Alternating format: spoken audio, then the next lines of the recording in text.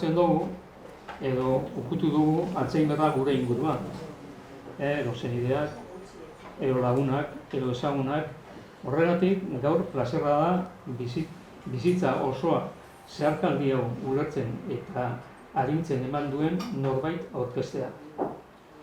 Jose Felix Martí Maso, erreferentziako neurologoa, irakasle emeritua eta ikerketarako erreferentea. Merituak ez ezik, gizatasuna ere pilatu du, eta berakin Alzheimerra ezagutzaz eta itxaropenez begiratzen ikasiko dugu. Itzaldia, erderaz izango da. Bueno, pues comentaba que todos conocemos o nos ha tocado cerca el Alzheimer en nuestro entorno. Familiares, amigos, conocidos. Por eso hoy es un placer presentar a alguien que ha dedicado su vida a entender y a aliviar esa travesía. José Félix Martí Massó, neurólogo de referencia, profesor emérito y referente en investigación. No solo acumula méritos, sino también humanidad. Con él aprenderemos a mirar el Alzheimer con un conocimiento y esperanza. Sin más, os dejo con él, con Ongi-etorri Félix. Eskerrik asko.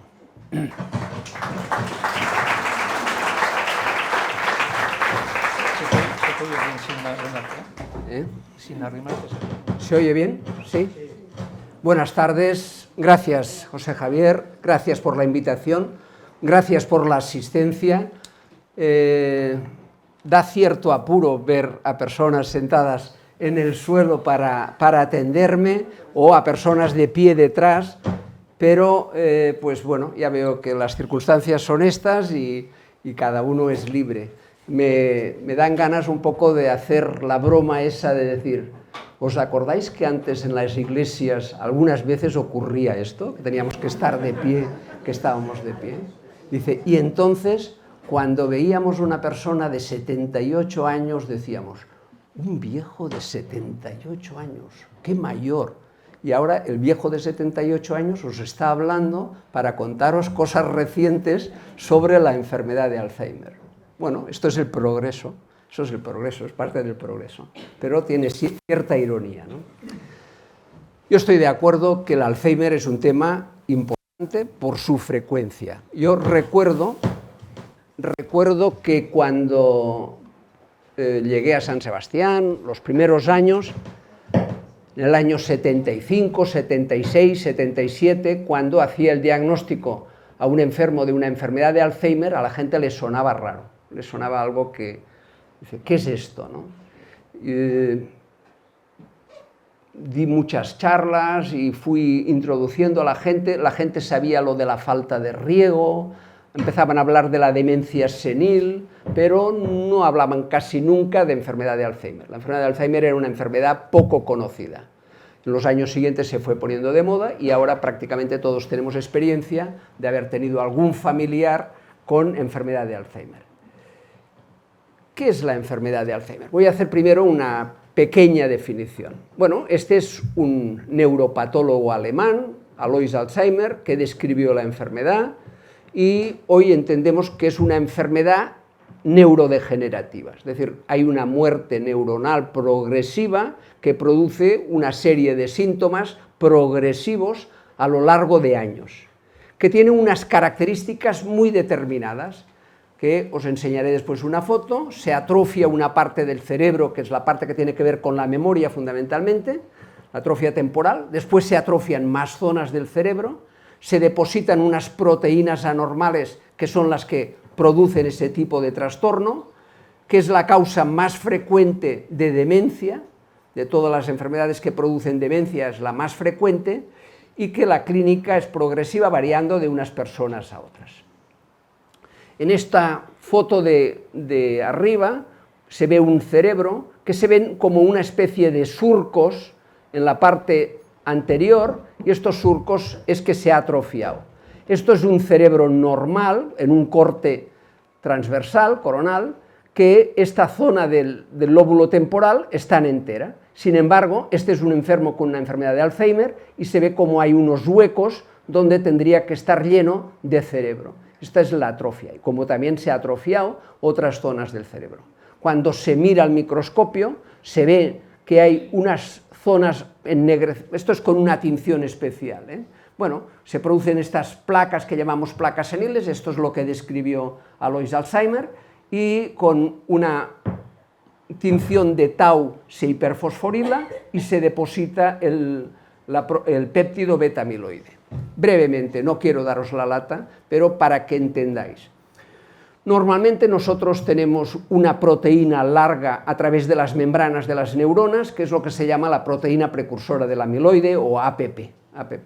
Esta APP, habitualmente, a través de una enzima que es la alfa-secretasa, se rompe en trozos diferentes y es la manera como esta proteína se elimina de una manera normal. Esto es lo que ocurre normalmente en las personas sanas, y lo que ocurre en los enfermos con Alzheimer o años antes de producirse el Alzheimer es que en vez de esta alfa-secretasa, el enzima cambia y se produce a través de una gamma-secretasa, y esta proteína precursora de amiloide se rompe de una forma anormal, de modo que quedan estas porciones de la proteína, lo que llamamos péptidos, de 42 aminoácidos, que son amiloidogénicos, es decir, que son capaces de depositarse de una manera anormal, produciendo el depósito de beta-amiloide.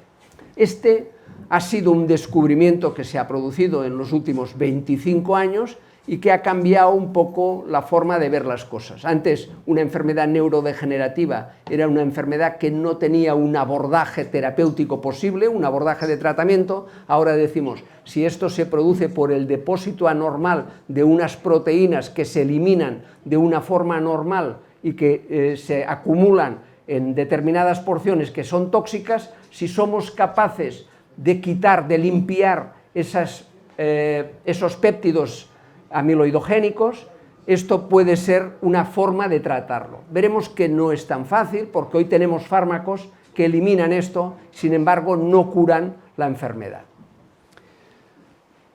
Algo que es importante entender, esta alteración en el cerebro no empieza cuando empiezan los síntomas, empiezan muchos años antes de que empiecen los síntomas, 20, 15, 25 años antes de que empiecen los síntomas.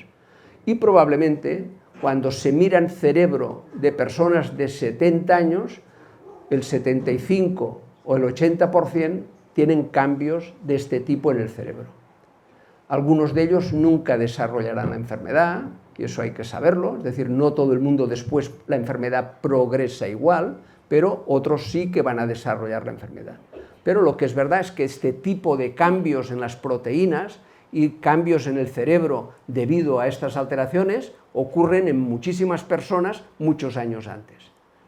Esto quiere decir algo importante, que cuando tenemos memoria normal puede ser que nuestro cerebro ya tenga cambios anormales, que después cuando esto progresa pasamos por una fase, que aquí ponen MCI, que es las siglas en inglés de Mild Cognitive Impairment, que es deterioro cognitivo ligero, que luego explicaré, y se sigue progresando, llega a producir una demencia, una pérdida de capacidades intelectuales. Si me preguntáis, ¿por qué ocurre la enfermedad de Alzheimer? ¿Cuál es la causa de la enfermedad? Yo diría, estas son enfermedades que son multietiológicas y multifactoriales. Y ahora os explico esto. Hay muchas causas diferentes que llegan a producir la enfermedad y hay muchos factores diferentes que contribuyen o bien facilitándola o bien protegiendo la enfermedad. Es decir, no es una enfermedad que se produzca por una causa única. Si uno dice, ¿cuál es la causa de la tuberculosis? Pues la infección por el bacilo de Koch. Un germen único produce una enfermedad.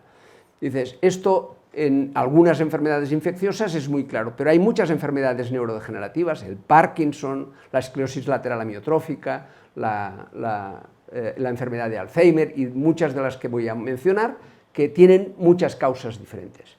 ¿Qué ocurre con el tema de la herencia? Dices, me preguntan mucha, ¿esa es una enfermedad hereditaria? Y después voy a dedicar una diapositiva a esta. Pero la herencia juega un papel. Y hay muchos factores de riesgo. Uno de ellos importantísimo es la edad. A mayor edad, más riesgo. Pero claro, si os digo, situación económica, social, el código postal influye en la enfermedad de Alzheimer. ¿Por qué? Por muchos factores, porque la educación no ha sido la misma, porque probablemente el tipo de alimentación no es exactamente igual, la actividad física, el estrés, las cosas no son lo mismo y todo eso son factores que influyen. Aquí he puesto una lista que después volveré a hablar de ellos, del tema de la obesidad abdominal, de la sordera, de la diabetes, la hipertensión arterial, la fibrilación auricular, el sedentarismo y la depresión. Estos son factores que influyen en la aparición de la enfermedad. Un poco para entender el tema de la edad. Antes de los 65 años la enfermedad es muy poco frecuente,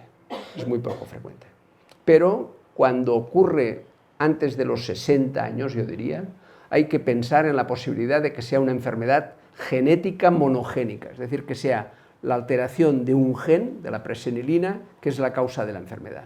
El enfermo más joven que he diagnosticado yo con Alzheimer tiene 41 años. Chaval, en pleno estado de salud, físicamente fortísimo, una vida completamente sana, madre con enfermedad de Alzheimer y a continuación 3 hermanas con enfermedad de Alzheimer, con una mutación todos del gen de la presenilina. Hay varias familias en Guipúzcoa, pocas, que en Guipúzcoa, que tienen esa mutación del gen, que es una enfermedad, yo diría, un poco más agresiva y un poco más precoz. Después de los 65, entre los 65 y 75 años, probablemente está alrededor de 2,5%, 3% de la población tiene enfermedad de Alzheimer, que son pocos, pero son muchos. Pensar una persona. Entre los 75 y los 85 años ya van al 7, 8, 9%, pero después de los 85 años más de un 20%. Antes yo solía decir que después de los 80 años prácticamente 1/3 de la población tenía enfermedad de Alzheimer. Ahora yo diría que probablemente no es tanto porque hay otras causas de demencia, pero sí es verdad que 1/3 de la población de mayor de 80 años tiene probablemente demencia de algún tipo. Un deterioro cognitivo importante como para no poder vivir solo, que después lo explicaré.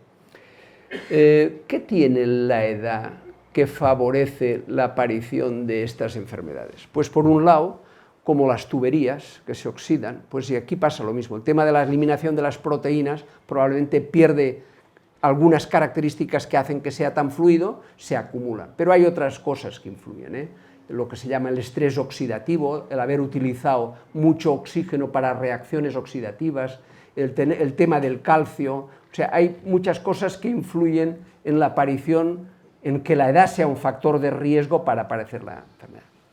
Os he dicho que os iba a hablar un poco de este problema que siempre la gente me decía, ¿esto es hereditario? Verdaderamente, enfermedades monogénicas, es decir, que haya un gen alterado, con una proteína alterada, que es posible transmitirlo a los hijos en un 50%, eso es raro. Eso ocurre en menos del 2 o 3% de los enfermos de Alzheimer. Sin embargo, es verdad que hay otro tipo de... Estos son, por ejemplo, os voy a comentar, proteína precursora del amiloide, nosotros en Guipúzcoa nunca ha habido ningún caso, ninguna familia. Presenilina 1, 2, 3 familias me parece que hay. Presenilina 2, ninguna familia. Es decir, esto es poco frecuente que se diagnostique. Esto es mitad de los hijos afectos, comienzo precoz y tienen las mismas características desde el punto de vista anatomopatológico.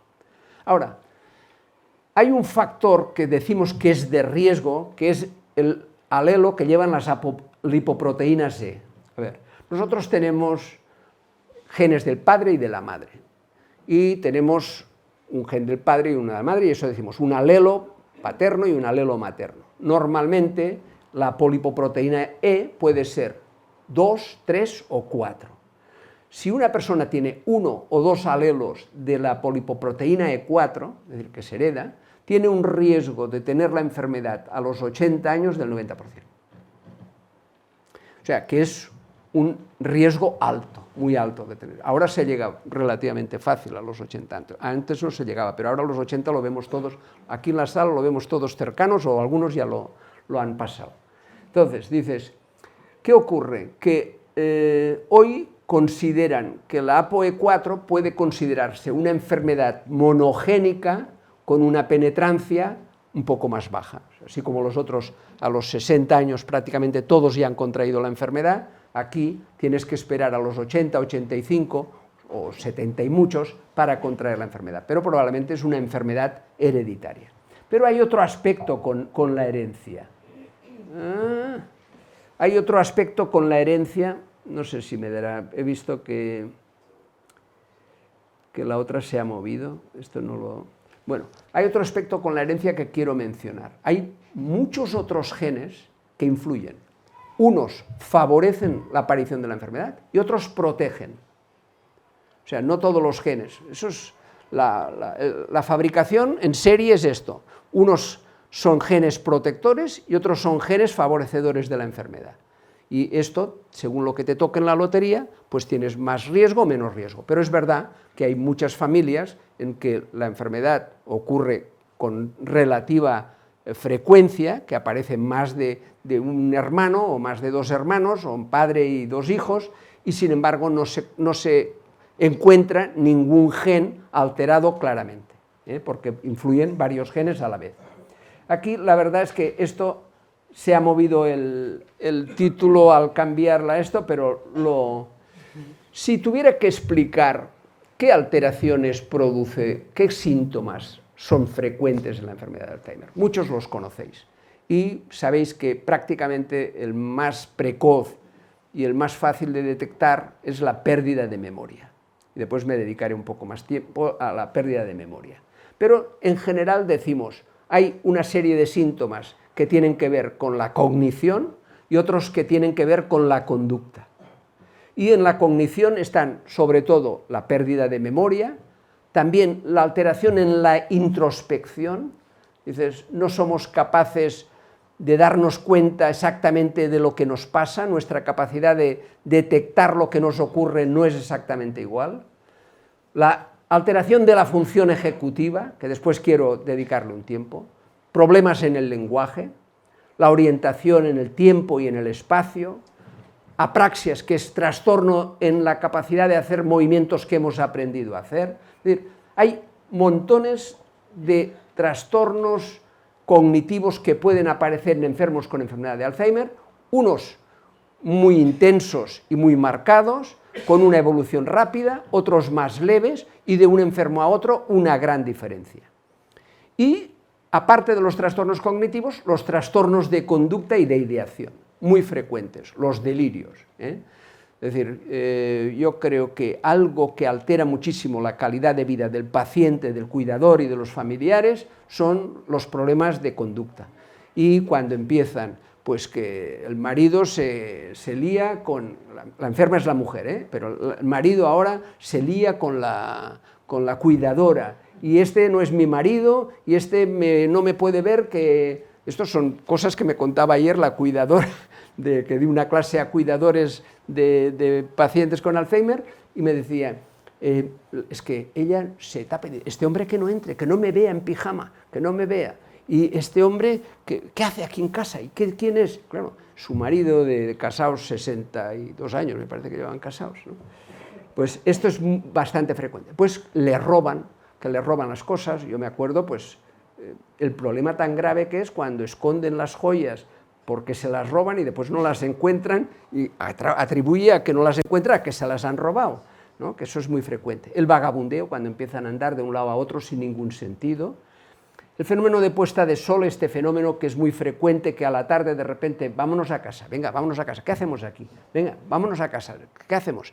Tenemos que irnos a casa, porque no reconocen aquella como la casa propia, la inquietud, la intranquilidad, la conducta violenta, no me vistas, no me alabes, se empiezan a poner nerviosos, es decir, esto es muy variable de unos enfermos a otros. A mí me gustaría explicar que no siempre el cuadro es grave, que altera muchísimo la calidad de vida. Yo diría, tengo experiencia de ver enfermos que me dejaban sorprendidos, que después de 15 años de enfermedad, de diagnóstico de Alzheimer, seguían siendo personas que tenían una conversación agradable, que seguían jugando a las cartas con las hijas, a juegos sencillos, que eran capaces de cuidarse, se vestían y si no se vestían ellos porque no decidían la ropa, pero no daban un gran trabajo, no eran personas violentas, casi siempre mujeres, curioso. Yo digo que las mujeres han sido generalmente más tranquilas, menos violentos que los varones, y al revés, he visto varones que a 2 años de enfermedad era una persona insoportable y había que ingresarla porque no se le podía tener en casa bajo ningún concepto, ¿no? Violento, que no se deja vestir, no se deja lavar, no se deja mover, y eso puede ocurrir.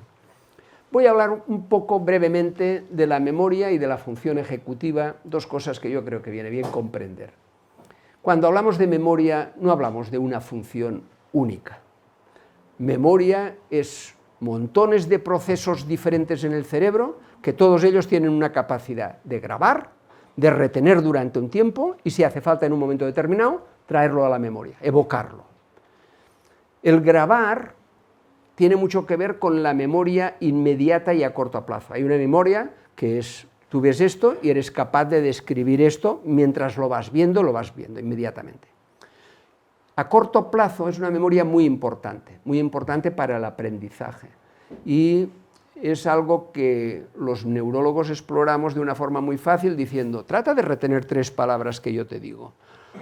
Reloj, ventana y paraguas. Te las voy a preguntar dentro de un rato, ¿eh? Haz un esfuerzo. Ahora cuenta de 30 para atrás de 3 en 3. 30, 27, 24, 21, 18, 15. Cuando llegas a 15 digo, para. ¿Qué palabras te he dicho? La gente normal retiene 3, pero mucha gente que tiene una memoria un poco menor, o que está en aquel momento distraído, o poco atento, o nervioso, no recuerda las 3. ¿Eh? ¿Te acuerdas? Sí. Reloj, ventana, paraguas. Está. Tiene buena memoria. Entonces, dices, pero, y las personas con pérdida de memoria que no retienen estas palabras, que no tienen una alteración de la memoria a corto plazo, es un tema que les altera muchísimo la capacidad de seguir aprendiendo. Esta es una memoria muy importante en el aprendizaje. Cuando nosotros vemos una alteración que es frecuente, no muy frecuente, pero frecuente, se ve con cierta frecuencia, que se llama amnesia global transitoria. No sé si hay alguien aquí que haya tenido un episodio de amnesia global transitoria. Es algo que, yo digo, ocurre casi siempre en personas de 50, 60, 70 años, a veces puede ocurrir a cualquier edad, pero sobre todo en estas edades, en días de calor cuando se mojan con agua fría, se bañan, en situaciones de estrés, después de una relación sexual, en algunas personas les ha ocurrido. Yo me acuerdo que a un enfermo le ocurrió 2 veces podando un mismo árbol, se puede repetir en un 14%. No es frecuente, pero un 14% repiten. Y hacen un cuadro brusco, ¡pum!, se les altera la memoria a corto plazo y empiezan a repetir cosas. Hablan normal, están despiertos normal, están despejados normal, tienen una conversación lógica, razonan bien, pero repiten, ¿qué hacemos aquí? ¿Y cuándo vamos? ¿Y cómo es que estamos aquí? ¿Y cuándo vamos? ¿Y cómo es que estamos? ¿Y cuándo vamos? ¿Y qué hacemos aquí? ¿Cómo? Y venga a repetir, y le contestas, y al minuto otra vez te repite. Y tal. Estas personas dura 2, 3, 5, 6 horas, pasa, y después no recuerdan nada de lo que o prácticamente nada de lo que ha ocurrido durante este episodio. Es decir, el hecho de tener alteración de memoria a corto plazo durante un periodo de horas hace que durante aquel tiempo no han aprendido nada, no existe su vida en aquel momento. Tienen un agujero en su memoria completo de vital, ¿no? Entonces dices, esto es importante, la memoria a corto plazo, para seguir aprendiendo cosas y para seguir recordando que hemos estado aquí, que hemos vivido durante este tiempo, ¿eh? Yo tengo experiencias curiosísimas y muy divertidas, algunas de ellas, de enfermos que han tenido amnesia global transitoria, pero ahora no me quiero liar. Pero esto después hay una memoria que es a largo plazo, es decir, las cosas que nosotros retenemos y que las guardamos y que las aprendemos, o bien porque las hemos vivido, que es lo que tiene que ver con la memoria episódica de episodios de nuestra vida, o bien porque nos las han enseñado, nos las han explicado, o también las hemos vivido y las hemos aprendido y las podemos explicar, que es la memoria semántica, pues como lo que estoy haciendo yo, todo lo que estoy hablando ahora es de memoria semántica de cosas que he aprendido. Pues todo esto forma parte de la memoria a largo plazo. Y esto es bastante más complicado de lo que pensáis, porque hay una memoria que tiene que ver con las cosas que hemos visto, con las cosas que hemos oído, con las cosas que hemos olido, con las cosas que hemos tocado. Hay memorias explícitas, con la memoria musical, que tiene una, yo diría, una resistencia mayor al deterioro cognitivo, y personas con Alzheimer siguen teniendo la memoria de canciones antiguas bastante conservadas. Es decir, que esto es un tema bastante complejo. Y luego os voy a hablar de la función ejecutiva, que se les altera a estos enfermos y a otros muchos con Parkinson o con parálisis supranuclear progresiva o con demencias frontotemporales de una forma, yo diría, más importante que la memoria, y por eso no nos parece que estén tan demenciados. Pero la función ejecutiva es la capacidad que tenemos nosotros para llevar a cabo una tarea compleja de forma que la planificamos, somos capaces de elegir cómo lo vamos a hacer y lo hacemos monitorizando cómo lo vamos a hacer. Yo suelo decir, una función ejecutiva importante es para una ama de casa decir, ¿qué voy a poner hoy de comida? Y después voy a poner guisantes y después un filete. Pues tengo que tener guisantes, tengo que tener patatas, tengo que tener aceite, no sé, tengo que tener los ingredientes. Es verdad que las mujeres esto lo llegan a hacer de una forma relativamente automática, pero es una función ejecutiva decidirlo, planificarlo, organizarlo, llevarlo a cabo y hacerlo bien, ¿eh? Es decir, monitorizar los resultados. A nosotros nos gusta, he puesto aquí el test del reloj, nos gusta hacer una prueba que es muy sencilla, que no es solo de función ejecutiva, pero sí también es de función ejecutiva. Dibuje una esfera de reloj, ponga las horas y ponga las manecillas a las 10:10. Esto, para hacerlo bien, es verdad que es una función también visuoconstructiva, tiene que ver con la manera de cómo organizas el espacio y cómo construyes en el espacio, pero también es una función ejecutiva. Y otra función ejecutiva que la exploramos, que os la voy a contar ahora, bueno, después, que es nombrar animales en un minuto. He puesto esta diapositiva y me ha salido grande y digo, ¿cuántas cosas tenemos de tratamiento de la enfermedad de Alzheimer? Cuando se habla del tratamiento, ¿qué fármacos disponemos? ¿Qué tratamientos tenemos? Yo suelo decir, no tenemos cura en este momento para la enfermedad de Alzheimer. No tenemos ningún medicamento que cure la enfermedad de Alzheimer. Pero es verdad que a los enfermos con enfermedad de Alzheimer hay que cuidarles. Hay que cuidarles. Y, a ser posible, los cuidados tienen que ser cuidados individuales. Cada persona tiene que ser diferente en la manera de ser cuidada por sus condiciones, sus ideales, sus forma de ser, por muchas cosas. A ser posible, hay que procurar estimularle desde el punto de vista cognitivo. Después insistiré en algunos aspectos, procurar que siga manteniendo todo lo que pueda la estimulación cognitiva. Y os voy a hablar un poco de los fármacos recientes con el tema del lecanemab. Antes os he hablado del amiloide porque os iba a hablar de este fármaco. Este es un fármaco que limpia al cerebro de amiloide, lecanemab. Hay varios, son anticuerpos monoclonales, hay varios que se han ensayado. En este momento el que está comercializado es este, y en este momento yo creo que van más de 1 millón de pacientes tratados entre Japón y Estados Unidos, más de 1 millón. En Europa está aprobado y en España está pendiente de comercializar y de financiar, de discutir si se va a financiar, y todo el mundo da la impresión de que calcula que para finales de este año, del 25 o principios del 26, estará disponible. ¿Cuál es el beneficio? El beneficio, se dice, es del 24 al 37% en múltiples test cognitivos. Esto es una cosa bastante ambigua, difícil de precisar y de saber cuánto repercute en la vida diaria. Y claro, depende de qué estadio de la enfermedad esté, puede repercutir más o menos, pero sí es verdad que mejora algunos test cognitivos. Segundo, enlentece la progresión de la enfermedad. Y eso sí que parece que es claro, que la enfermedad progresa mucho más lentamente. Que cuesta unos 40.000 euros al año, que es un precio alto, es alto. Y que tiene efectos secundarios, con zonas del cerebro que se inflaman en algunos enfermos, y especialmente los que son APOE4, que son gente que era más vulnerable a tener la enfermedad. Entonces, en estos enfermos, en APOE4, da la impresión de que en Europa no se autorizará su utilización.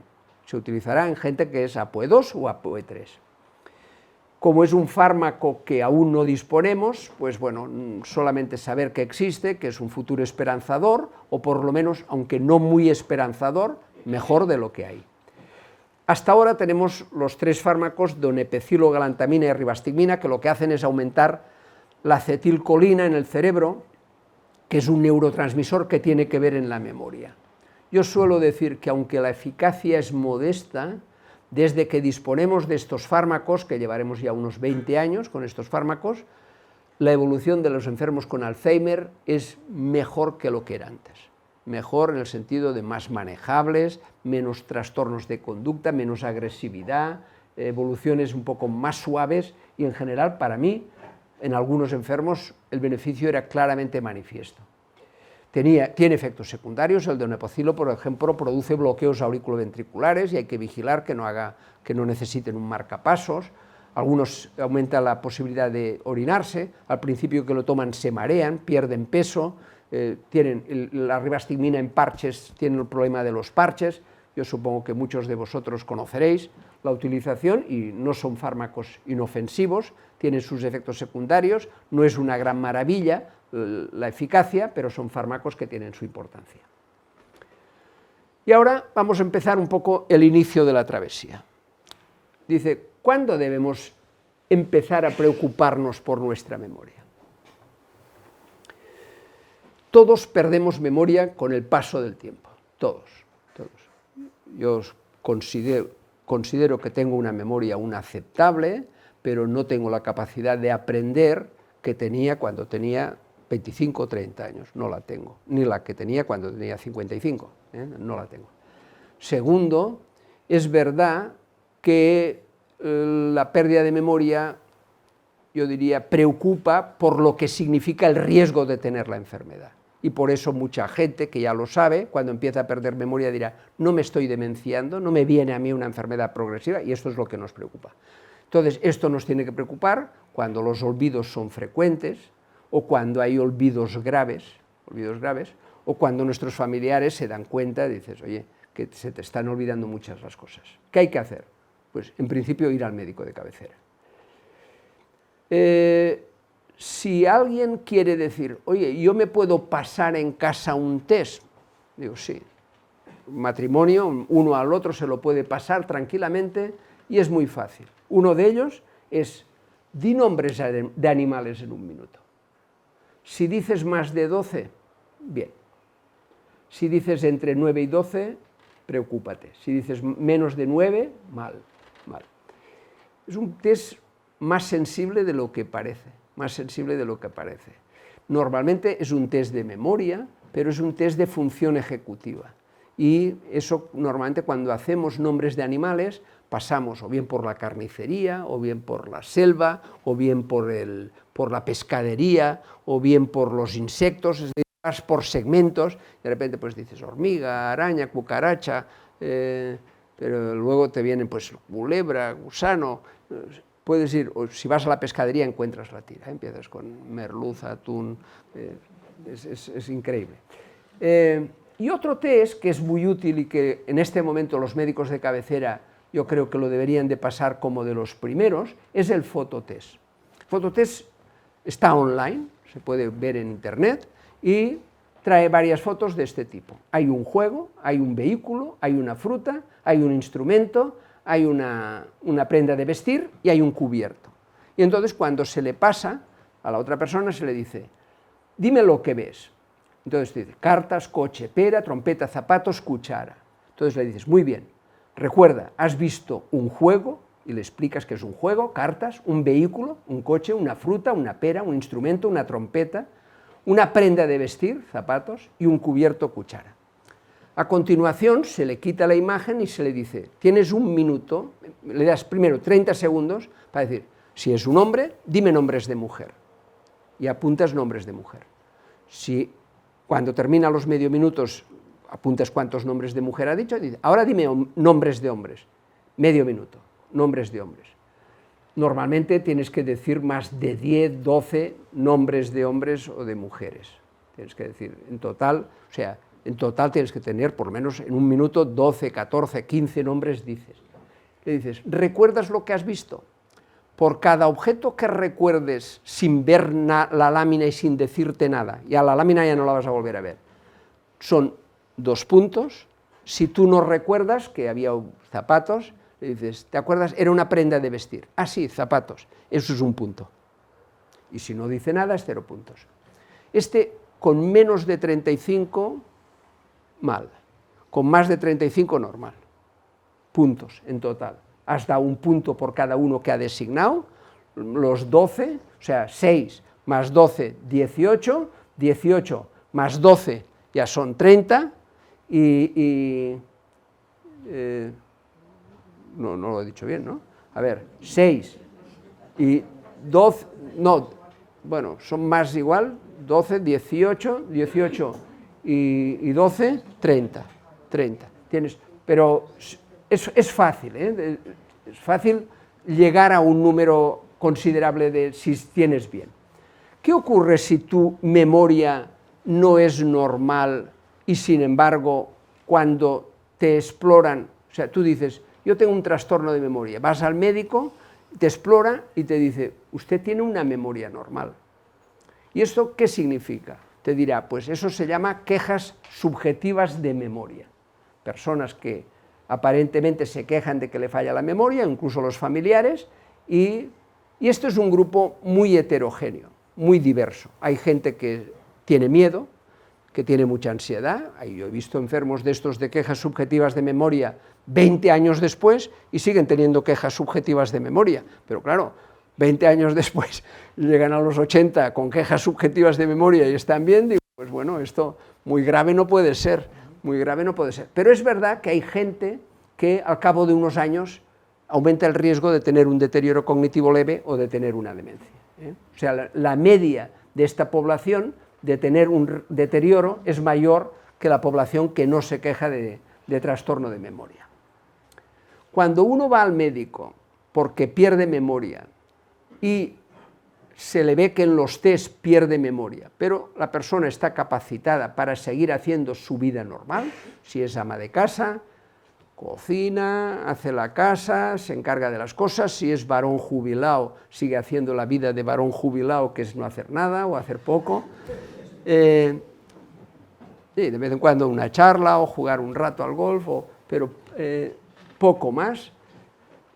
Entonces digo, esto se llama deterioro cognitivo ligero, ligero en el sentido de leve, hay gente que le llama leve, ¿eh? Es verdad que no todos los deterioros cognitivos ligeros son iguales, unos afectan solo a la memoria, y eso llamamos amnéstico, otros afectan también al lenguaje, tienen menos fluidez para hablar, o a aspectos visoespaciales, se orientan peor en el espacio, o reconocen peor fisionomías, o les cuesta más detectar las personas quiénes son, etc. Y estos son multidominio. Esto es muy frecuente. Si ahora paso yo test aquí, probablemente encontraría un porcentaje de la sala que tiene ese deterioro cognitivo ligero y luego me referiré un poco más qué cosas hay que hacer. Cuando se mira en la población de la gente que tiene deterioro cognitivo ligero y mueren por otras causas, ¿qué pasaba en el cerebro? Algunos son cerebros normales, otros tienen cambios de Alzheimer, otros tienen cambios de demencia de cuerpos de Lewy o a lesiones vasculares o otras alteraciones de otras enfermedades con enfermedades neurodegenerativas. Lo grave de esto es aproximadamente un 12 a un 14% por año se demencia. De este grupo, un 12% cada año se van demenciando, comparado con el 1 o 2% de la población global. Eso quiere decir que en 9 o 10 años muchos de los deterioros cognitivos ligeros se habrán convertido en pacientes con demencia. ¿Cuándo decimos que un enfermo está demenciado, tiene una demencia? Que es una palabra dura y difícil de llevar. Pues cuando el deterioro cognitivo es lo suficientemente importante como para alterar la independencia. Uno tiene cierto grado de dependencia, no puede llevar a cabo una vida laboral o social o personal normal. Claro, eso va desde gente que casi lo puede hacer y viven solo con algún riesgo, y eso me pasa, que enfermas con demencia, yo he tenido muchos que han vivido solos durante tiempo, años a veces, porque no querían nadie en casa que les atendiera, y bueno, han tenido algunos accidentes, pero se van arreglando, a gente que no puede moverse de la cama, que se orina, que hay que darle de comer, que solo les dejarías y se morirían en 3 días en la cama completamente. No solo es la enfermedad de Alzheimer que produce demencia, hay otras causas diferentes de demencia. Ahora viene a la consulta el enfermo con deterioro cognitivo ligero o con una demencia, y cómo le diagnosticamos de que tiene una enfermedad de Alzheimer. Primero, hay que hacer la historia clínica, la exploración neurológica, pasarle los test cognitivos, se le hacen unos exámenes de sangre para ver que no tenga enfermedades que pueden simular una enfermedad neurodegenerativa, como es un hipotiroidismo o un hipertiroidismo, o un déficit de vitamina B12, o una neurosífilis, que casi nunca ocurren. Estas son enfermedades que están en todos los libros, pero que son rarísimas, que te producen cuadros como una demencia, y una resonancia magnética o un escáner, normalmente una resonancia magnética. Y ahora viene algo que es muy, yo diría, controvertido, y que después seguro que la gente me va a insistir y me va a preguntar algo más sobre ello. Si yo tengo un deterioro cognitivo ligero en este momento, ¿quiero o no quiero saber si tengo una enfermedad de Alzheimer? Esto es una decisión individual, personal, en función de los posibles beneficios y riesgos que tiene el conocerlo. ¿Qué posibles beneficios tenga? Cuando tengamos el lecanemab, tendremos una posibilidad, y es el hecho de poder tratarse con lecanemab. El deterioro cognitivo ligero será una indicación de lecanemab cuando el diagnóstico es de enfermedad de Alzheimer y APOE4 negativo. Ahora, en este momento que no lo tenemos, no tenemos ningún tratamiento, vamos a decir, que sea capaz de proporcionar beneficios y disminuir la evolución de la enfermedad. Entonces, los beneficios que podemos obtener por el diagnóstico son de tomar decisiones que pueden ser importantes. Pues voy a dejar el testamento, me voy a ir un viaje, o voy a cuidar a mi mujer de una forma especial, o voy a hacer cosas que uno quiere hacer si sabe que tiene esta enfermedad, que no las haría si no las tuviera. Es una decisión individual, personal, y cada uno puede tomarlo. Si quieres saberlo, en este momento te hacen una punción lumbar y te miden en el líquido cefalorraquídeo marcadores de si tienes o no tienes, lo que llama amiloide, tau y fosfotau. En Barcelona en este momento, y yo creo que en el hospital en poco lo van a empezar a hacer, un análisis de sangre. En un análisis de sangre hay una correspondencia altísima con el líquido cefalorraquídeo, probablemente de un 90 y tantos % de coincidencia, te van a diagnosticar si tienes o no tienes Alzheimer. O sea, dentro de unos meses, este año, el análisis de sangre va a dar un resultado, yo diría, muy eficaz, muy acertado, de si tienes o no tienes un Alzheimer. Si tienes un Alzheimer, digo, ¿qué importancia tiene desde el punto de vista social? Y ahora hago una reflexión y después hablaremos de los cuidados. Dice, 1 de cada 4 hogares españoles, 1 de cada 4 familias, hay una persona que padece la enfermedad. Hay más de 1 millón de familias en España. Tiene una repercusión a nivel personal, familiar, de costes a la familia y a la sociedad importante.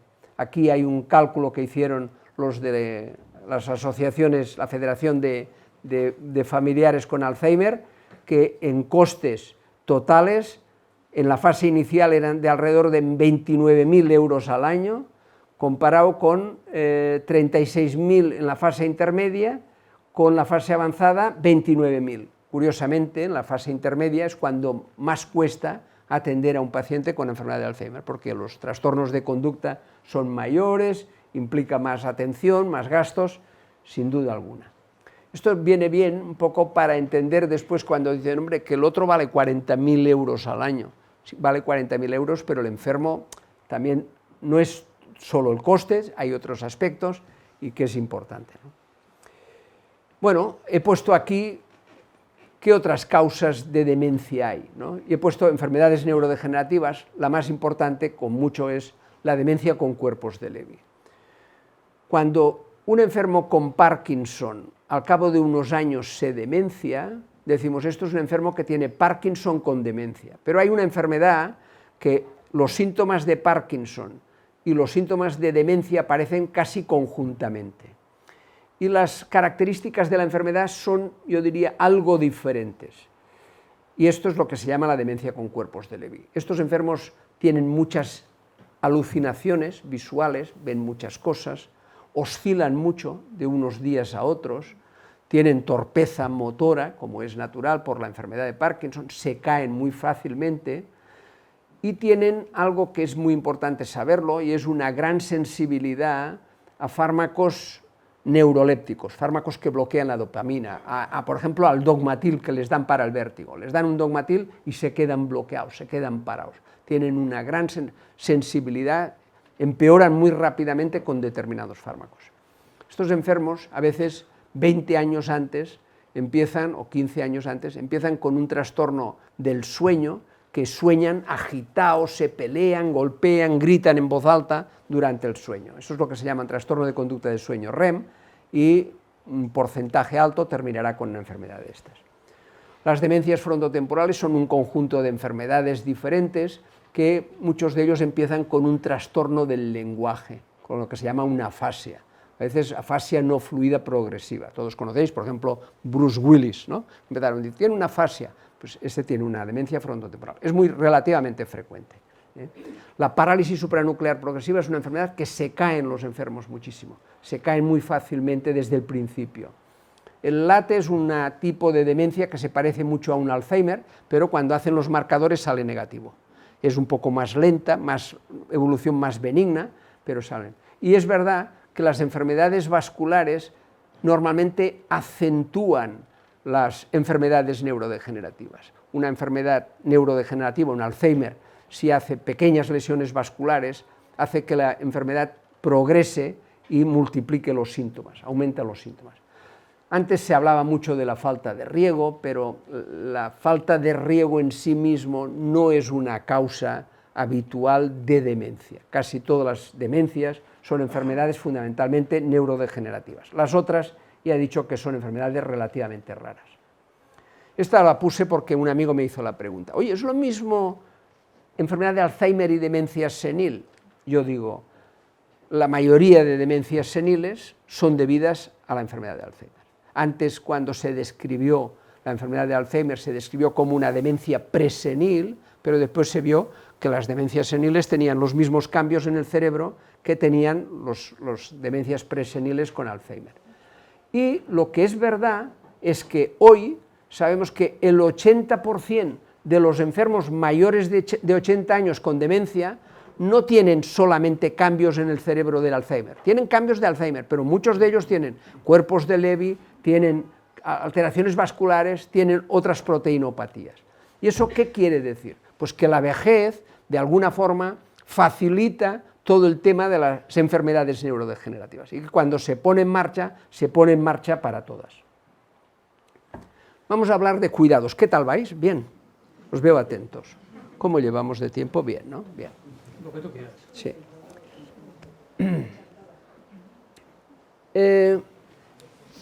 Antes he comentado, el tema de los cuidados no se puede generalizar. Cada persona probablemente con una enfermedad es diferente y requiere unos cuidados en función de la situación en la que está, de su personalidad, de su manera de ser. Y los cuidados hay que procurar, por un lado, ayudarles en lo que necesitan, que no pueden valerse por sí mismos, que puede ser la limpieza, el vestirse, el alimentarse, vigilarles. La vigilancia yo creo que es un factor importante para evitar el riesgo de caerse o de perderse. Si salen a la calle, eso es muy frecuente, que se pierdan, de que tomen medicamentos de forma inadecuada o alimentos que no deben de tomar. Luego viene el tema más duro, que es el problema derivado de los trastornos de conducta, ¿no? Cuando empiezan a estar agitados, inquietos, insomnio, el fenómeno de puesta de sol que ya he mencionado, lo de que me quiero ir a casa por la tarde, ¿no? Luego ayudarles, porque uno llega a entenderles, de cuando ha dicho una cosa y no se acuerda, pues recordarle las cosas que no recuerda, o completarle el lenguaje las cosas que no puede decir, o ayudarle en las cosas que no puede hacer, o si hay que leer algo, leérselo, o manejarle algún aparato. Y una parte importante, hacerles compañía, entretenerles y darles afecto. Yo creo que eso son cosas muy necesarias y que hay cuidadores y familiares que son capaces de darle y cuidadores y familiares que no son capaces de darle en la medida en que lo requieren, ¿no? Y también es verdad que no todos los enfermos lo reciben de la misma forma. Cuando hablamos desde fuera es muy fácil. Yo siempre, cuando venía el paciente y les daba al familiar y al paciente consejos, decía, sí, tú muy fácil, das aquí el consejo y después el que tiene que apechugar todo el día con el paciente, un día y otro, y el día y a veces la noche, todo eso es muy duro, es muy duro. Y entonces dices, necesita paciencia, necesita cariño y necesita ciertas habilidades, cierta competencia, conocer determinadas cosas, como digo yo, ser capaz de tolerar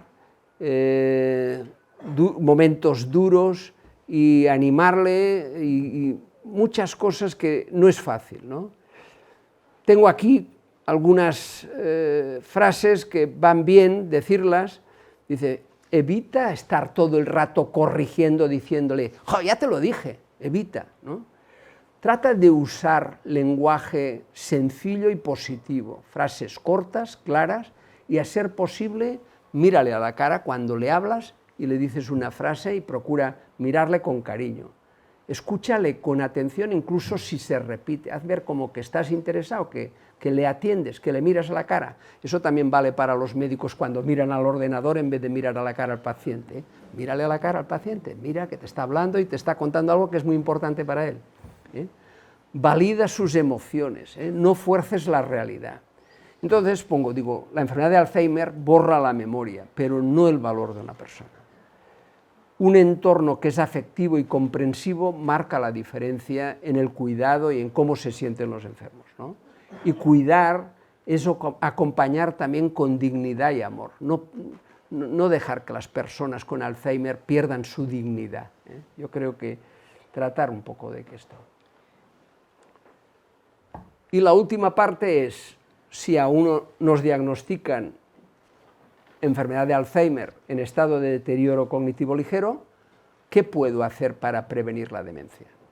Hace poco salió un vídeo del director de orquesta Juanjo Mena, diciendo, tengo Alzheimer, y él, de la forma que hablaba, no tenía una demencia, está en un estado de deterioro cognitivo leve, y le han diagnosticado, le han hecho probablemente marcadores, en líquido cefalorraquídeo o un PET con PIP, que hay una posibilidad de una prueba también de imagen, que es un poco complicada, pero que existe, y te pueden decir cuánto amiloide hay en tu cerebro, y le han diagnosticado. ¿Y qué haríamos para prevenir la demencia? Cuidar el cerebro. 1/3 de los pacientes que cuidan bien el cerebro van a prevenir o a retrasar la aparición de la enfermedad de Alzheimer, a retrasar de forma considerable. ¿Qué hay que hacer para cuidarlo? Primero, evitar los factores predisponentes. Uno de ellos, importante, el síndrome metabólico, la grasa abdominal. La grasa abdominal se comporta como una glándula que segrega una sustancia que nos hace resistente a la insulina. Y esto aumenta el riesgo de ser hipertensos, de ser diabéticos y de tener colesterol alto. Hoy leía que el 45% de las personas que son hipertensas no lo saben. O sea, yo os diría, compraros un aparato de tensión, tomaros la tensión en casa, varias veces, no al día, pero varias veces al mes. Y si estáis bien, pues varias veces al año. Pero tomaros la tensión en casa. No vayáis al médico para tomaros la tensión. Relajaos, sentaos por la mañana, por la tarde. Y saber si sois hipertenso o no. Colesterol, que os hagan de vez en cuando análisis. El sedentarismo. Sedentarismo es estar mucho tiempo sentado y no hacer ejercicio físico. Evitar sentadas. Aquí pongo de más de media hora. De más de una hora. A mí me avisa hay 50, no sé si son, cuando sean hay 50 me avisará el reloj de que me tengo que levantar. Y me levanto y ando un rato. No estoy casi nunca sentado una hora, salvo que esté en un sitio así, que hoy lo he dado sentado, pero normalmente... evitar los que están deprimidos, trataros la depresión. La depresión es mala para el cerebro y la depresión aumenta el riesgo de demencia, eso está claro. Los tóxicos, el tabaco. El tabaco es un factor favorecedor de la demencia.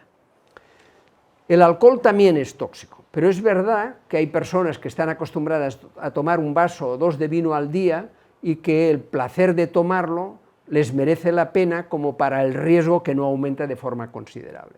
Entonces yo diría, más de 1 o 2 vasos de vino al día es tóxico para todos, incluso para los que están habituados. La hipoacusia, el oír mal. Los que oís mal, poneros audífonos. El cerebro no le sienta nada bien el aislamiento, la falta de estímulos sonoros. Y las personas que oyen mal, al principio oyen muy bien en una conversación así, de uno a uno, pero cuando se empiezan a juntar gente, dejan de oír y dejan de participar y se aíslan. Y eso es malo, esa participación. ¿Qué ocurre con el tema de las pastillas para dormir? La verdad es que es un tema complicado, porque yo estoy convencido que si digo, ¿cuántos tomáis Orfidal o Lorazepam o Zolpidem? Media sala me levanta la mano. Y es verdad que hay mucha gente que se engancha fácilmente a la toma de medicamentos para dormir. Buenos no son, eso seguro, buenos no son. Y el dormir es un tema complicado. La gente no duerme mal, tanta gente duerme mal porque tengan una enfermedad que se llama insomnio que les haga dormir mal. Se duerme mal en general por muchas circunstancias. Durante el día hay que tener ejercicio, hay que tener estimulación auditiva, hay que tener tranquilidad, hay que tener relajación, hay que evitar pantallas, hay que tener unos ciclos horarios y después que estamos en la cama 8 horas y la necesidad de dormir serán 6 o 7 a nuestra edad como mucho, y de las 6 o las 7, las 3 o 4 primeras las dormimos bien y las 3 o 4 segundas las dormimos mal. Y eso es una realidad. No se puede pretender tener relaciones sexuales cada día a los 80 años, eso no se puede. Pues dormir 7 horas seguidas a los 80 años no se puede. No, pues, igual que entendéis que no se puede el otro, pues también entendéis que no se puede. Pero a la noche se hace larga y cuando uno estamos en la cama y empiezan a venir ideas que no son agradables y problemas y tal en la cama, uno no quiere estar tiempo en la cama despierto y entonces trata de apagarlo con Orfidal o con lo que sea. Entonces, el Orfidal o los benzodiazepinas o el Zolpidem y los fármacos similares son fármacos que no son buenos para el cerebro porque quitan atención, quitan algo de equilibrio, pero es verdad que cuando se hacen metaanálisis la asociación con demencia no está clara, si no lo diría de otra manera, pero ya veis, como yo no tomo medicamentos para dormir, a pesar de que no duermo bien, pero no tomo, y que procuro evitar estos fármacos. El otro es el tema de la soledad. Complicado. Una cosa es vivir sola, la otra es quedarse sola, la otra es sentirse sola, y la otra es sentirse desamparada, ¿no? La gente que se siente solo y que no tiene recursos, no tiene a alguien que le haga compañía continuamente, es gente que se muere antes y se deprime antes y se demencia antes. Y eso está demostradísimo. La soledad es un factor de riesgo para el deterioro cognitivo, para la depresión y para la demencia, y para la mortalidad, para la demencia y para la mortalidad. Cosas que podemos hacer. Comer sano.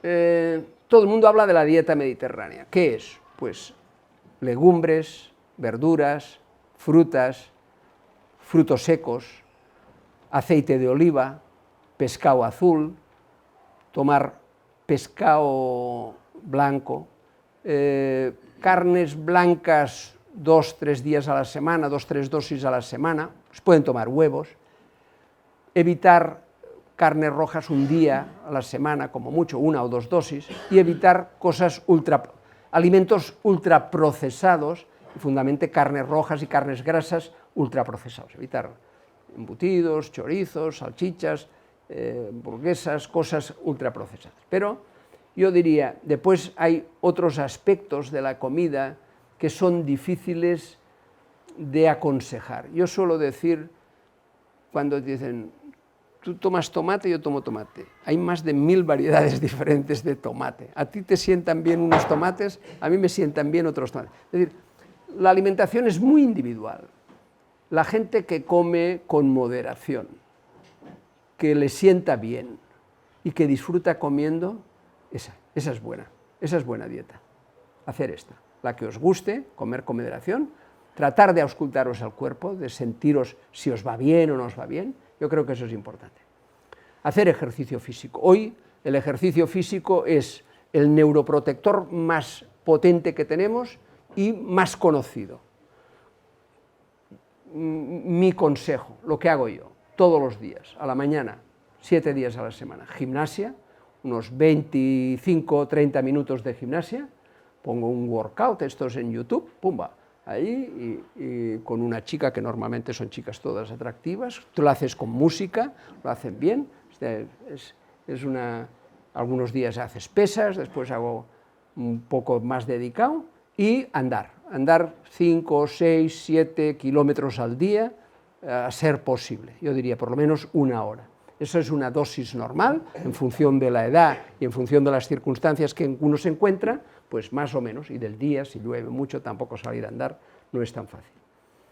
Tema de la estimulación cognitiva. Hoy sabemos que la gente que ha tenido una educación superior se demencia menos y más tarde que la gente que no ha sido educada. Pero yo suelo decir que yo no terminé los estudios cuando terminé 6º de medicina. Yo toda mi vida he estudiado y en este momento sigo estudiando. Yo recibo las revistas y leo las revistas y sigo aprendiendo cosas todos los días. Entonces, la curiosidad por aprender y por mantenerse al tanto de las cosas y seguir aprendiendo, yo creo que eso es importante para todo el mundo. Y eso es bueno desde la infancia, no cuando eres mayor, pero cuando eres mayor es bueno practicarlo. Ir a talleres de estimulación cognitiva y hacer ejercicios, lectura, de cálculo, de escritura, ejercicios visomanuales, de construcción, hacer puzzles, todo eso siempre es bueno. Las actividades sociales, participar en actividades sociales. Cuidar la boca, los dientes, las encías, las odontogingivitis perjudican la salud, aumentan el riesgo de ictus en el doble y aumentan el riesgo de deterioro cognitivo. Y aquí se me han quedado cosas por abajo, veo. Pero, por ejemplo, está el tema de la vacuna contra el herpes zóster. Hasta ahora no hablábamos. Hace poco salió un trabajo de que la gente que está vacunada para el herpes zóster tiene menos riesgo de demencias. Yo estoy vacunado. Yo me vacuné porque me di cuenta que a mi alrededor cogía, mi hermano cogió, un amigo cogió, una amiga cogió, aquí coge mucha gente el herpes zóster y esto te da el riesgo de tener una neuralgia posherpética, es duro sufrirlo, tienes que tomar medicamentos y es un latazo, mucha gente lo habrá pasado y es un latazo. Entonces, hoy día la Seguridad Social nos ofrece a las personas mayores de 65 años de vacunarnos del herpes zóster. Son 2 dosis, una y al cabo de 2 meses o 3 meses otra, y para toda la vida. Entonces vale la pena y en este momento hay la sospecha, en que se hará un estudio prospectivo, de que puede ser protector para disminuir el riesgo de tener una demencia. Un segundo. Pues no veo nada más. Bueno, y os he puesto una diapositiva diciendo, cuidaros, cuando uno se cuida, no es un acto egoísta, es un acto de generosidad, para evitar que después nos tengan que cuidaros. Este es mi consejo final, y gracias por vuestra atención.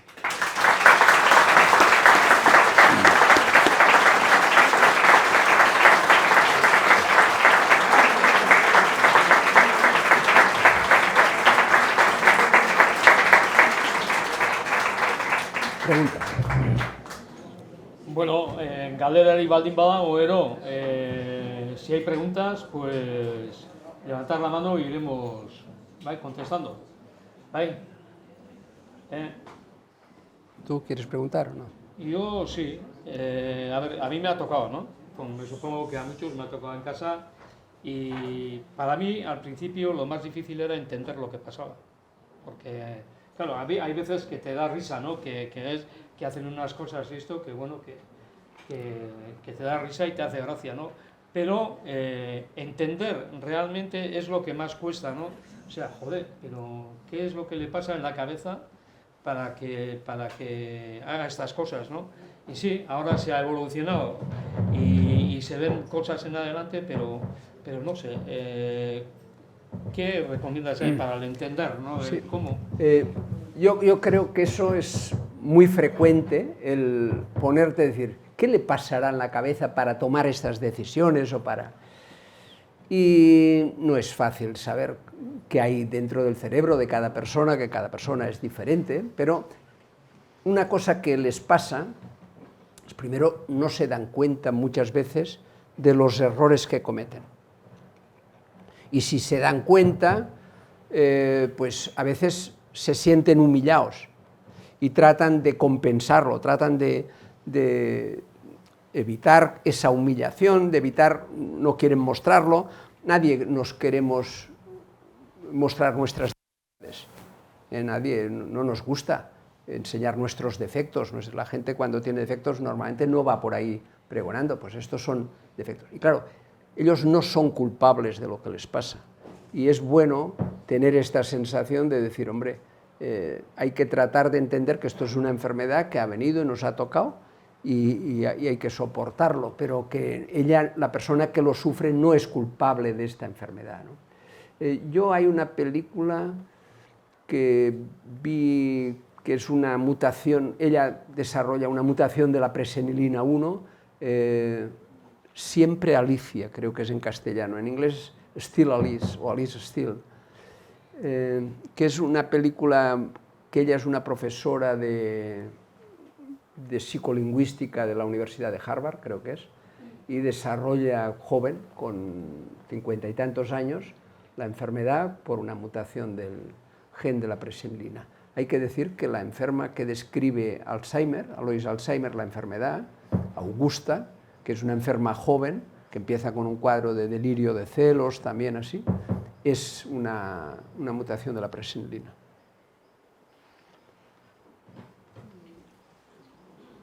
Adelante, venga. Encantadas.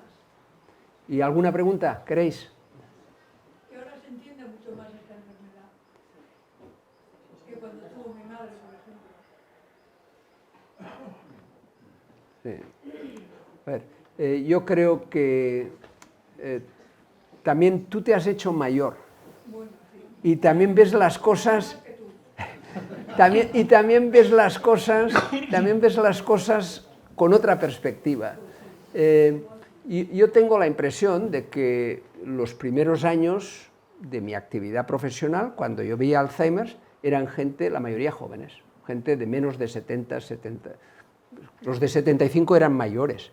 Y los enfermos que veía con Alzheimer, veía sobre todo... Y el diagnóstico de Alzheimer no era un diagnóstico frecuente.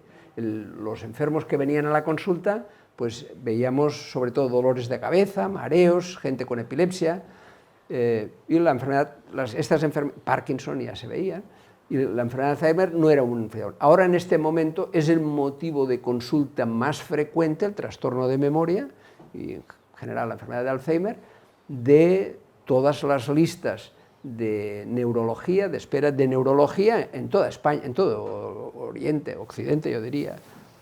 Pues claro, la población ha envejecido, el número de personas que pierden memoria ha aumentado y es un motivo de consulta frecuentísimo, ¿no? Y ya digo, dentro de poco tendremos un análisis de sangre, nos van a hacer la fosfotau, y la fosfotau sale positiva, pues sabes que vas a tener un Alzheimer en pocos años. Que tienes ya un Alzheimer y que el grado de deterioro cognitivo va a aparecer en unos años. La vacuna esa que ha dicho usted, Del herpes. el Zoster, ¿qué contraindicaciones tiene? Si es que las tiene, ¿no?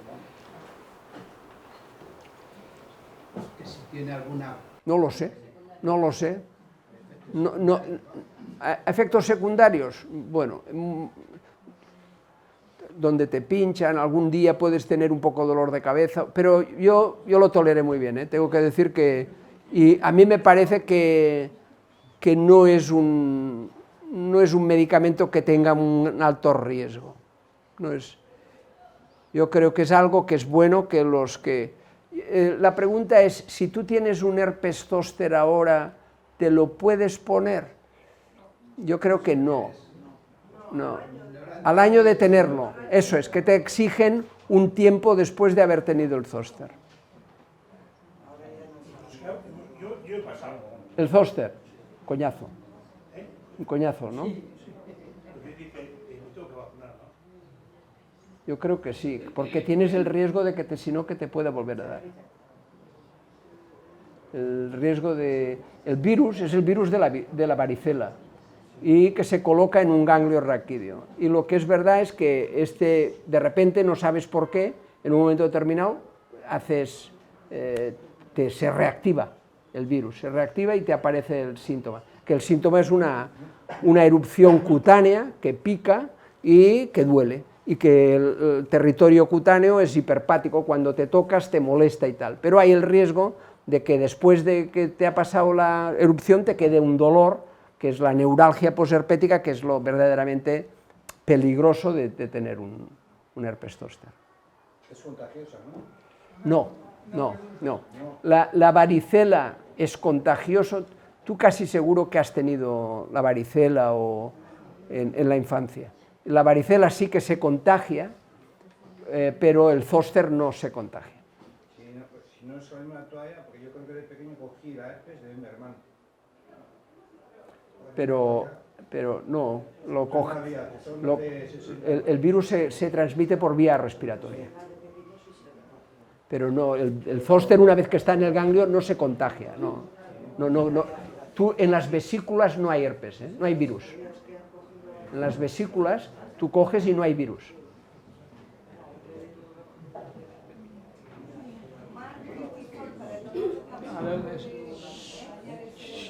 ¿Perdón? Tomar pictizol para el dolor de cabeza puede afectar para el Alzheimer. No, a ver, el triptizol, que es un medicamento que se utiliza para el dolor de cabeza muchísimas veces y se utiliza para la neuralgia posherpética, yo te voy a decir la verdad, cuando veía que tenían... va muy bien para la neuralgia posherpética, el triptizol va muy bien y es un fármaco que hay que dar, pero tiene un inconveniente, y es que seca la boca, y para mí, que estoy con el tema de la próstata, que voy aguantando y no me opero y por ahora voy tirando, si tomo triptizol hago una retención de orina y me tengo que sondar, casi seguro, o sea que no, entonces tiene este riesgo pero quita memoria. A ver, el triptizol es un fármaco que a una edad avanzada se nota mucho la pérdida de memoria. En una edad juvenil no se nota tanto, pero quita memoria. Todos los fármacos que son anticolinérgicos pierden memoria, como los que son agonistas que favorecen la acetilcolina mejoran algo la memoria, por eso la ribastigmina, el donepezilo y la galantamina son fármacos, como si dijéramos, contrarios al triptizol. Entonces quitan algo de memoria, pero no está comprobado, y creemos que no, su utilización que tenga un factor de riesgo para desarrollar un Alzheimer. Esto me lo indicó uno de su equipo. Sí, yo he indicado muchísimos triptizoles, o sea que y seguiría indicando en los pacientes que lo necesiten.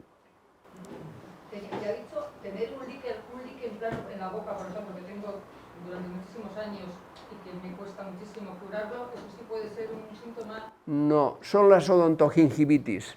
normalmente es diferente. Es diferente. ¿Mantener los niveles de glutatión elevados previene al Alzheimer? Mantener los niveles de glutatión elevados, yo que sepa no. No.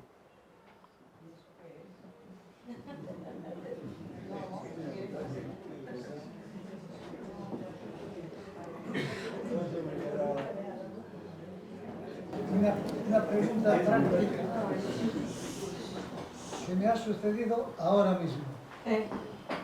Yo para venir aquí he tenido que dejar a mi mujer con Alzheimer, que la han traído desde el centro de día y desde las 5:15 hasta las 6:30 que he venido aquí, no ha parado de moverse continuamente.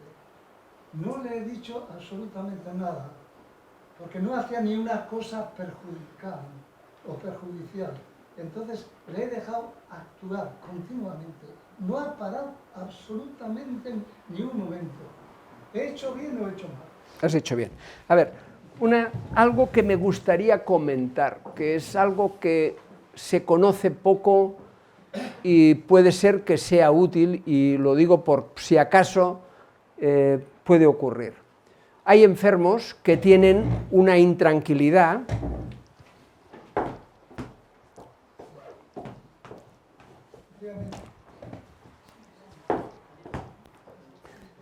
a veces esa intranquilidad, van al váter y parece que tienen ganas de orinar y van 1, 2, 3 veces y ya no tienen ganas de orinar, pero es la intranquilidad que les lleva al váter. Otras veces, a veces tienen un poco, algunos, no todos, pero algunos tienen un quejido.